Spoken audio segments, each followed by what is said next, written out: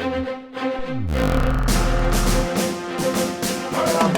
we saw Teenage Mutant Ninja Turtles Mutant Mayhem, and hopefully you guys saw the short. If anything, we'll link it down below. But it was a wide cast, a big cast. There was names galore there. And I feel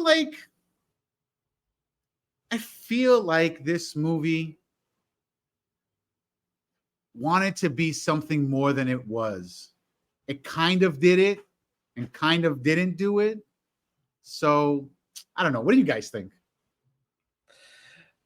It was certainly something. Up into the week of, maybe the day before, I was convinced I wasn't going to see this movie. The trailers did not appeal to me, but I figured, all right, the last saving grace for it, that it had the Ninja Turtles name. Now, with that said, it was overall it was all right. Like I said in the short, but I enjoyed it more than I liked than I thought I would. I liked it more than I thought I would. Seth Rogen, one of Grimm's favorite people. I feel like that, and him and his team certainly made an effort to appeal to multiple generation, ours and the younger generation, with under the Nickelodeon banner. But there were plenty of references to that we got, and Yeah. and we all mentioned, and Johnny could definitely expand on this more. The visual was very well done, and the music was fantastic. Johnny. Yeah, no, I think at first glance, when it comes to like the art style of the whole thing, beautifully animated. I think like at first glance, you think like, oh, this is just like across the Spider Verse, that we just saw like a month or so ago. Similar, but not really. And I feel like there was more like a stylized, way about how they like draw the backgrounds and things like that. It almost felt like more anime like in certain areas, but not, I don't know if that's the right way to put it. It was just like certain like cuts and ways that they would animate themselves, like in certain scenes. I just thought like, and more so the humor parts than the action parts. I felt like we're more like anime inspired, but maybe with Seth Rogen, anything is possible in that regard. But I think like with what you say, Spain, about it trying to be something like more than what it actually was, I felt like it tried to push the stakes higher than it needed to be, because like the movie did go from like 0 to 100 in a matter of like a millisecond, like in that final act. Yeah. Like when all hell breaks loose, like we go like full kaiju mode. But I mean, overall, I mean, I'm not like the biggest fan of Teenage Mutant Ninja Turtles. Like I was always more of a casual fan. I haven't seen like every single iteration of it. I don't think this was the best like reimagining of the series, but I think it was the most fascinating because you can tell that they tried to really change up how we viewed each character, especially Master Splinter, who I am surprised I liked as much as I did in this movie, because I was not expecting, like from the trailers, I was not expecting anything from him. Master Splinter was always like, like the Yoda of the series, right? He's just like that sensei, quiet but powerful. And in this one, he's kind of like that, like cranky, dad, uncle, grandpa. Yeah. Like, it was all about like just trying to like keep his kids in line and, appeal to them and everything. But like, we got good scenes with him too, that like, like between the humor and like the action, which I was surprised we got. I was probably most surprised by him. But yeah, no, it was good. Not the best, but probably the most fascinating type of Teenage Mutant Ninja Turtles we got. I will say that this movie, the one thing that it did absolutely correct, 110%, was the voice actors for the Turtles. They actually went and got teenagers, actual teenagers, not somebody who's 25, 35 years old and is trying to act like a teenager. These are actually kids that are 10, 11, 12, 13 years old, and they're voicing the Turtles. And you could see it, the way they're interacting with each other. You hear the squeakiness in their voice, their voice breaking up and everything. Like, to me, I felt like that was real. That was good. That added to the Turtles story. What? Oh, go ahead, Pancakes. With the voice acting, the star of the movie was Ice Cube, who already has one of the most legendary voices in entertainment. Right. Whether it's his hip hop career, solo or NWA, his various comedy movies, Friday, so on. So you had that recognized voice. He was fantastic as the villain of Superfly. He was a scene stealer. I love the 80s style Jerry curl they gave him, like as a throwback to when he first got famous. But the Easter egg where he quotes one of his famous songs, 6 o'clock in the morning, the police at my door, and that's gonna come out great. Okay, so that was like another like huge strong point, at least for me. I mean, I'm like a big like 80s 90s hip hop fan, and like even though like this movie, I feel like in its humor try to appeal to more to like Gen Z, like younger people. The soundtrack that we got, who by the way, it was spearheaded by Trent Reznor and of 9 Inch Nails fame, and Atticus Ross, amazing duo by the way. Yep. The tracks that they chose, the hip hop tracks, like the regular soundtrack too, was just everything was on point with it. The scoring channel they chose. We got like Tribe Called Quest, we got De La Soul, we got like just every song. We were just, me and you were like Spade, we were just like bumping the entire time. I was singing throughout. Okay, considering that I was probably one of the oldest people watching that movie, and I'm sitting there like every single time a song was going, I was like going with the beat. I was doing the lyrics and everything. The kid, some random kid that was sitting next to me was looking at me like, dude, like, shut up. We're watching the movie. Old man. Yeah. Like, look at them, like, no, this is what real music is. This is back in our day. It was heavy and put in the right places. The Easter eggs, like when we first introduced the Turtles, when we first introduced the Turtles, they were presented in the gritty way that they were first introduced. And then we got. Yeah, which I'm like, oh, I wish they went this direction, but then we got how they were, which was a funny translation. Being under the Nickelodeon banner, they showed somebody in Times Square dressed as SpongeBob. I think there was a Hey Arnold reference thrown in there. Really?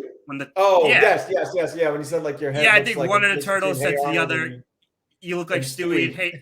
And Hey Arnold had a baby. Yeah. I will say some of the jokes and references were definitely like geared towards an older audience than what you would think would be for this movie. Yes. That's what I said in one of our trailer reviews, that this feels like a kiddie movie. What are they doing to the Turtles? But, they did the best they could to appeal to the multi-generation, to us growing up in the 80s and the 90s, bringing the younger kids that are watching Nickelodeon now. Yeah, I agree. I agree with what you're saying and what we said before, like it was very childish or childlike. The thing is, though, watching this movie, I felt this movie was way more serious than the 1987 cartoon. I think. Because the 1987 cartoon was outlandish. This one over here, it kind of kept it kind of realistic. I feel like it was like a good mix between like the 90s show and the 2003 show, if you remember that iteration of it.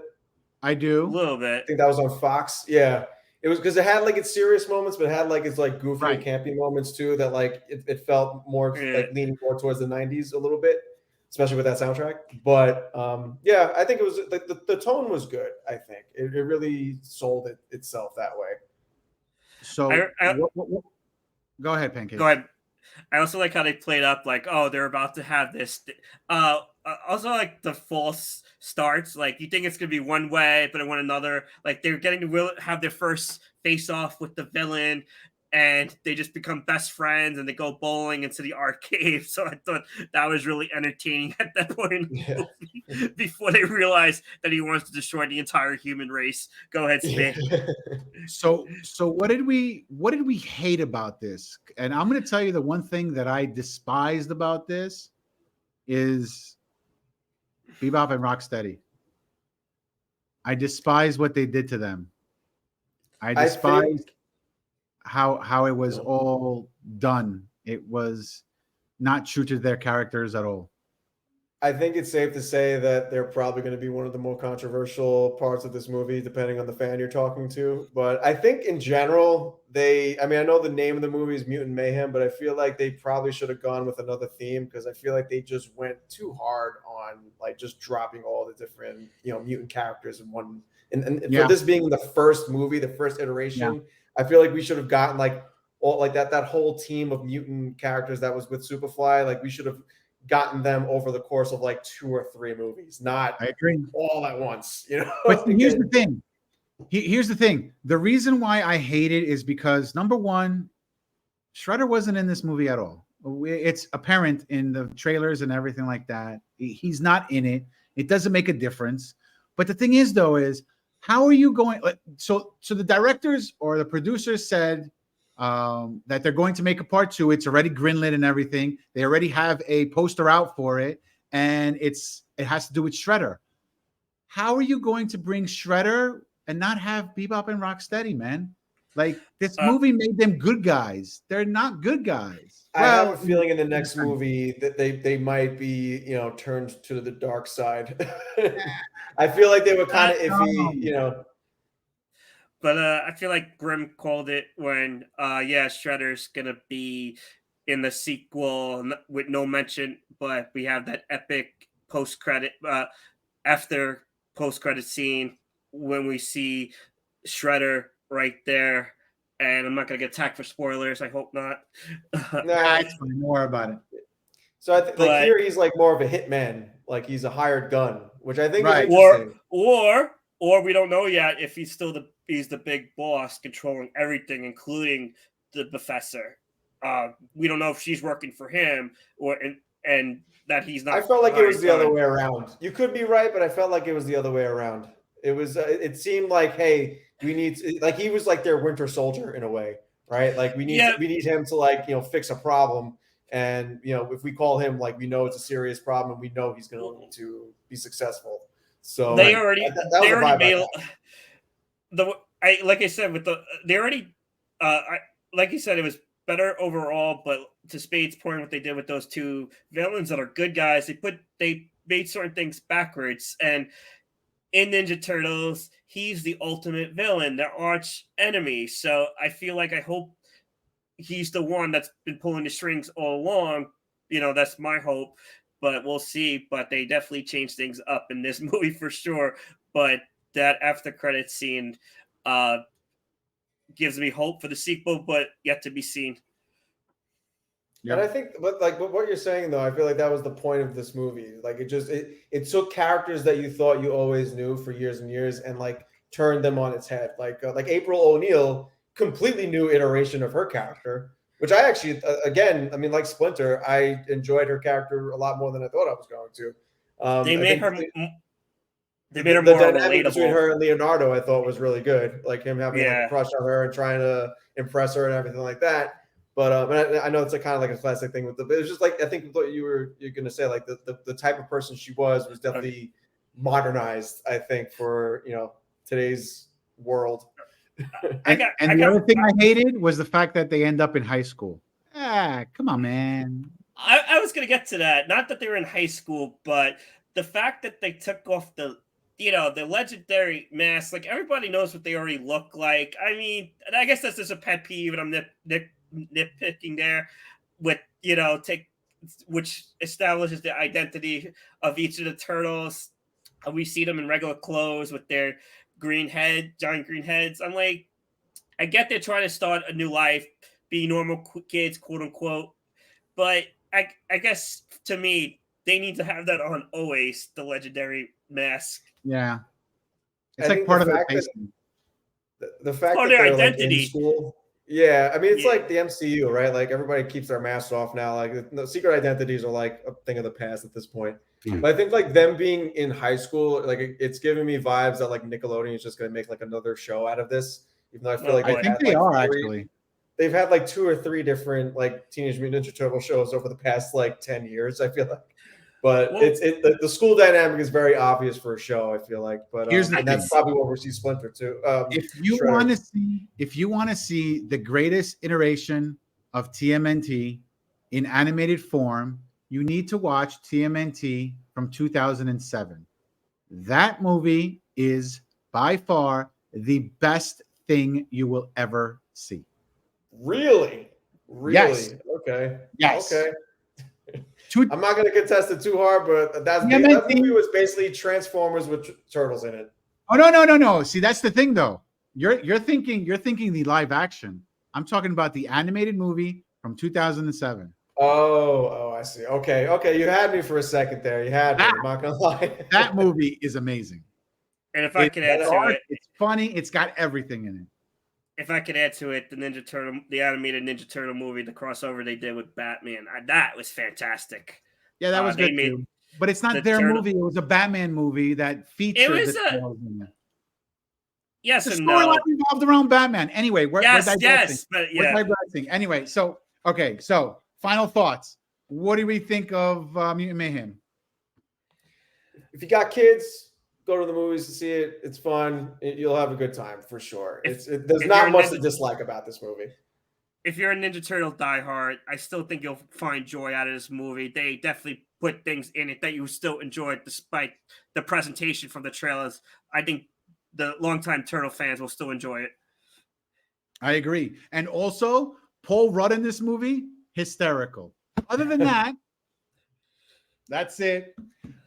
Listen, guys, like, comment, subscribe, and let us know what you guys think. Did you watch it? Did you see it? Did you like it? Did you hate it? Do you agree with me that TMNT 2007 was the best one ever? Let me know, because I think I'm right. Actually, I know that I'm right, but you can prove me wrong if you want to. Anyway, so with that said, guys, we're out. Roll credits. Roll credits. I